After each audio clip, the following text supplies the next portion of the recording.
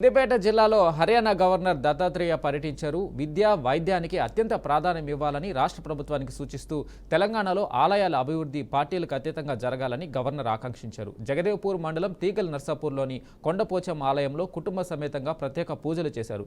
భాజపా శ్రేణులు నిర్వహించిన తులాభారంలో పాల్గొని కురుమ సంఘం ఆధ్వర్యంలో నిర్వహించిన సన్మాన కార్యక్రమంలో పాల్గొన్నారు. కొండపోచం ఆలయానికి చాలా విశిష్టత ఉందని, హిందూ ధర్మాన్ని కాపాడుకోవడంలో దేవాలయాల అవసరం ఎంతో ఉందని అన్నారు. ఆలయ అభివృద్ధికి తన వంతు సహాయ సహకారాలు అందజేస్తానని తెలిపారు.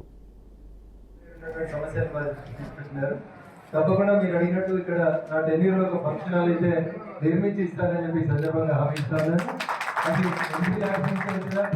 తీసుకొస్తామని తెలియదు కానీ తప్పకుండా కొండపోచమ్మ దేవస్థానం ఆవరణలో మీరు సరి అయినటువంటి స్థలం ఇచ్చి సంబంధిత ఏఈ గారితో ఎస్టిమేషన్ వేపిస్తే తప్పకుండా మీ కళ్యాణ మండపం నిర్మాణానికి సహకరిస్తానని చెప్పి సందర్భంగా తెలియజేస్తూ మిత్రుడు పింగి స్వామి గారు ఏదైతే కుటుంబ సోదరులకు సంబంధించిన సమస్యలను ఇప్పుడు ప్రస్తావించడం జరిగిందో గవర్నర్ గారి సహకారంతో భారత ప్రభుత్వం నరేంద్ర మోడీ గారి నాయకత్వంలో తప్పకుండా మీ సమస్యల్ని పరిష్కరించడానికి ప్రయత్నిస్తామని చెప్పి తెలియజేస్తూ ఎప్పుడు కూడా మీ కులవృత్తిని గొంగడిని మర్చిపోవద్దు.